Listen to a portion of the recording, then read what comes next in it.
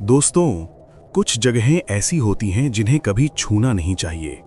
ये कहानी है एक ऐसे शख्स की जिसने लालच में वो कर दिया जो कभी नहीं करना चाहिए था। कराची के बाहर एक पुराना मुस्लिम कब्रिस्तान था।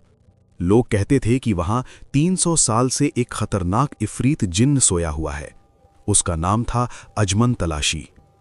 इफरीत आग से पैदा होता है, धुएं का शरीर, लाल आंखें और बदला लेने का स्वभाव। लोग उस मज़ार के पास से भी गुजरने से डरते थे। लेकिन रिजवान खान नाम का एक बिल्डर था। वो बहुत महत्वाकांक्षी था।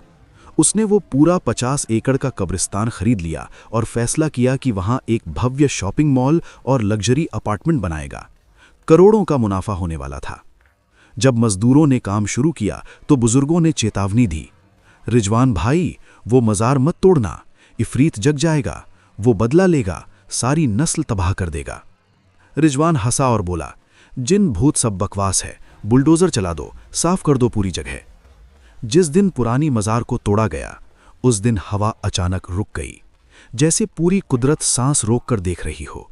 जमीन से काला धुआं निकला और एक पल के लिए लाल आंखें चमकीं, लेकिन रिजवान ने कुछ नहीं देखा। उसी रात कंस्ट्रक्शन साइट पर मजदूर सो रहे थे। रात के ठीक 3:13 पर एक अजीब सी आवाज आई, उल्टा पढ़ा हुआ पुराना अरबी नशीद। लालटेन बुझ गई, अंधेरे में कोई भारी सांसें सुनाई दी। सुबह जब लोग उठे तो एक मजदूर की लाश जमीन में आधी धसी हुई मिली। उसके चेहरे पर खून से जलते हुए अरबी अक्षर लिखे थे, अजमन तलाशी। उसके हाथों के नाखून लंबे और काले हो गए थे, जैसे उसने खुद अपनी गर्दन पकड़ ली हो। रिजवान ने कहा, एक्सीडेंट था, काम मत रोको। लेकिन घटनाएं बढ़ती गईं। एक हफ्ते में 7 मजदूर मर चुके थे। हर लाश के चेहरे पर वही अरबी लिखावट। एक मजदूर की मोबाइल वीडियो मिली। वो कैमरे में देखकर चीख रहा था, वो मेरे अंदर आ रहा है। फिर उसकी आंखें जल गईं और स्क्रीन ब्लैक हो गई। रिजवान के भर भी आतंक शुरू हो गया। उसकी पत्नी रात को रोती हुई बताती, रिजवान, कल रात कोई मेरे ऊपर बैठा था, उसके हाथ आग के थे, वो मेरा नाम लेकर हंस रहा था। उनका 5 साल का बेटा डर के मारे कांपता हुआ कहता, अब्बू, वो काला आदमी मेरे कमरे में आता है, कहता है तुम्हारे अब्बू ने मेरी मज़ार तोड़ी, अब मैं तुम्हें ले जाऊंगा। रात को बेटे की चादर खुद ब खुद खिंचने लगी। अंधेरे में काला धुआं आकार लेता और लाल आंखें चमकती। रिजवान अब समझ गया था कि ये कोई साधारण भूत नहीं है। एक रात वो अकेला साइट पर गया, टॉर्च लेकर चिल्लाया, कौन हो तुम, बाहर आओ।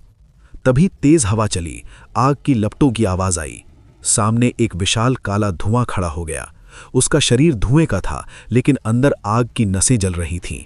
पंख मुड़े हुए थे, लम्बे नाखून, चेहरा साफ नहीं, सिर्फ जलती हुई लाल आंखें और दांत। इफरीत की भारी आग जैसी गूंजती हुई आवाज आई, मैं अजमन तलाशी, इफरीत, आग से पैदा हुआ, 300 साल से इस मज़ार में कैद था। तुमने मुझे आज़ाद किया, लेकिन गलत तरीके से। अब बदला लूंगा। तुम्हारी बीवी, तुम्हारा बेटा, तुम्हारी पूरी नस्ल सब मेरी हो जाएगी। ये मॉल अब मेरी नई मज़ार बनेगा। रिजवान घुटनों के बल गिर पड़ा और रोते हुए बोला, माफ कर दो, मैं मज़ार दोबारा बना दूंगा, सब कुछ वापस कर दूंगा। इफरीत जोर से हंसा। उसकी हंसी से पूरी साइट कांप उठी। देर हो चुकी है, अब तुम्हारा शरीर मेरा होगा। मॉल के ओपनिंग डे पर पूरा शहर जमा था। रिबन कटिंग हुई। तभी अचानक बिजली चली गई। गहरा अंधेरा छा गया। दीवारों से काला धुआं निकलने लगा। लोग चीखते हुए भागे। रिजवान स्टेज पर अकेला रह गया। उसके चारों तरफ मरे हुए मजदूरों की छायाएं खड़ी थीं, उनकी आंखें खाली। इफरीत पूरा रूप लेकर प्रकट हुआ। आग की लपटें चारों तरफ। उसने गरज कर कहा, अब ये जगह मेरी है, तुम सब मेरे हो। रिजवान चीखा, लेकिन धुआं उसके मुंह और आंखों में घुस गया। उसका शरीर झटके खाने लगा, आंखें लाल हो गईं।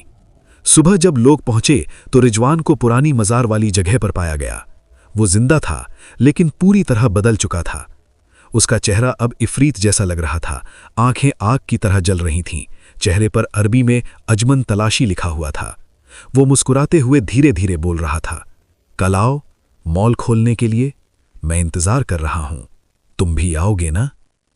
दोस्तों, अगर आप कभी किसी पुरानी जगह को तोड़ रहे हों तो याद रखिए, कुछ जिन बदला लेते हैं और कुछ खुद बन जाते हैं।